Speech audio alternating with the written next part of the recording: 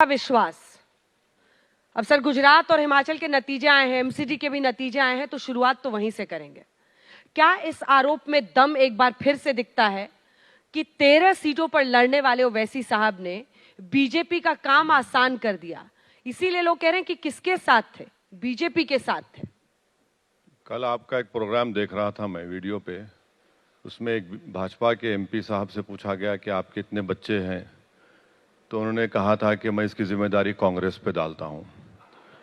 तो अब हम भी उसी लाइन में आ गए हैं। तो अब 13 सीट लड़े हैं तो 169 सीट पे नहीं लड़े, और 13 में 14 लड़े थे, एक को कांग्रेस ने खरीद लिया, तो वहां पर भी कांग्रेस हार गई। रात के 12 बजे अशोक गहलोत को होटल से उठाकर, नाइट सूट में थे तो खंडवा डाल दी हमारे कैंडिडेट के गले में, उसके बावजूद भी कांग्रेस हार गई। तो अब कांग्रेस का प्रॉब्लम यह है कि वो एक कहावत है ना कि जान प्यारी भी नहीं, जान से जाते भी नहीं। तो हार गए हैं, तो अब इल्ज़ाम लगाना इनका काम है। हम आज हैदराबाद से दिल्ली आ रहे थे तो एक बहुत बड़े कांग्रेस के नेता मिले कि भाई आपकी वजह से हम 17 सीट हार गए। हाँ। तो मैंने कहा कि भाई आपका नाम जुम्मन होना चाहिए। बोले क्यों? बोले हम तो 13 लड़े।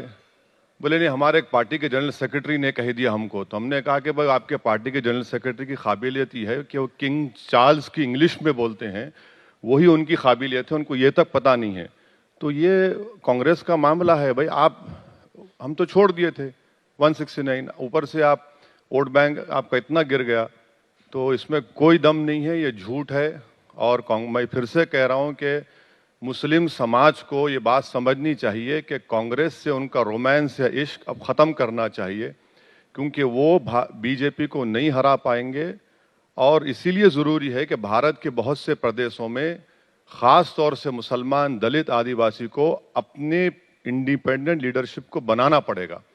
और हमेशा मुसलमानों को कहा कि आप डालिए। अब आज डेटा आया CSDS का, जितना वोट दूसरी हिंदू कम्युनिटियों का, कास्ट का बीजेपी को बढ़कर मिला, मुसलमानों का नहीं मिला।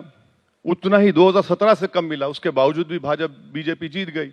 तो ये मुसलमानों को सोचना पड़ेगा कि आप कब तक इनसे इश्क चढ़ाएंगे। और एक तरफा मोहब्बत है ये। नहीं, एक तरफा मोहब्बत है, लेकिन आपसे भी तो रोमांस पूरा नहीं कर रहे ना। तो नहीं, यही दिक्कत है। नहीं, सर दरियापुर सीट, मैं एग्जाम्पल देती हूँ, वोट्स के साथ बात करते हैं। गयासुद्दीन शेख जो वहां पर कांग्रेस के MLA थे, उन्हें मिले हैं 55,000, और 61,000 से वहां कौशिक जैन जीते हैं। आम आदमी पार्टी को 4,500, आपको 2,000 के आसपास। जो डिफरेंस है वो ट्रांसलेट होता है। अगर आप ना होते और आप ना होती, तो फिर कांग्रेस वाला जीत जाता। तो ऐसा है ना कि आप और आप, कब तक आप और आप करते रहेंगे भाई? तुम क्या कर रहे हो? तुम भी तो कुछ करो। तुम्हारा नेता तो पूरे भारत में पैदल पैदल फिर रहा है, वहां क्या था? अब उसके ऊपर भी हम जिम्मेदारी देंगे क्या? बाबा बन के फिर रहे हैं वो। भाई उनको अगर चुनाव में लड़ लेते तो किसी ने अच्छा कहा कि हमने अच्छा हुआ उसको हिमाचल नहीं बुलाए, वरना हार जाते वहां पर भी।